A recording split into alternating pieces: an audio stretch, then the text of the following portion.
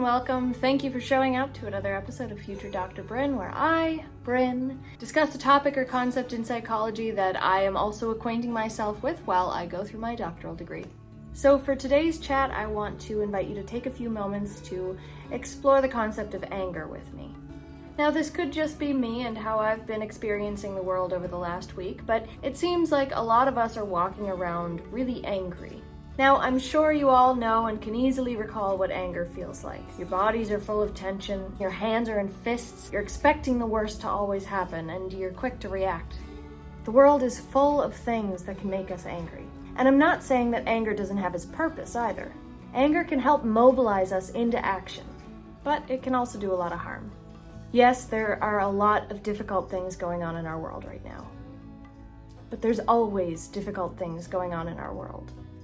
But the cost of being angry all the time is a lot. Again, don't get me wrong, anger is an emotion. You should feel it. It's healthy to feel it sometimes. But when it's lasting for longer than 3 seconds on a regular basis, it can really harm us. We're not meant to get stuck in our emotions. Emotions are meant to just move through us. In terms of what would be considered the negative emotions, we feel them, they let us know that there's something wrong, and then we figure out how to fix it. They're not meant to get stuck in us. So, why are we holding on to anger? Well, anger is sometimes what we call a secondary emotion. It's an easy go-to emotion. But did you know, just like anxiety, if you experience it enough, you can become so familiar with it that it becomes the emotion state you visit first. So next time you feel angry, notice that you are, that's step one, and then ask yourself if you put your anger aside just for a moment, what emotion or emotions are really underneath? 3 common ones are hurt, fear, and frustration. So if you look at the issue that's a stimulus, never a cause, and that's a topic for another time, could it actually be that you're feeling hurt? Or are you fearful of it? Or maybe you feel frustrated because you feel helpless to it. I'm here to tell you that it's okay to just put your anger down for a second and check. You can pick it back up if you need to.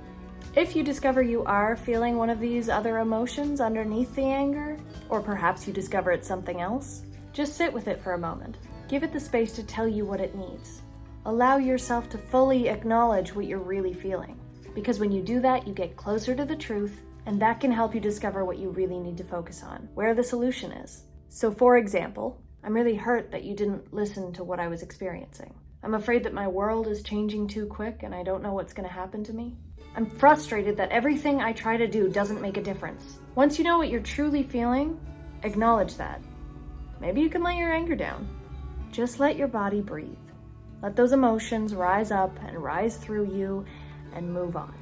Don't let them get stuck. Using anger as a shield all of the time is exhausting, and it hurts your body and your mind. So again, although anger is an emotion and it does have its adaptive functions, we don't want to get stuck in it. To live in anger is not a life well lived, and we deserve that. We all deserve a life well lived. So work on it. I'll be right there with you, and I'll see you next time.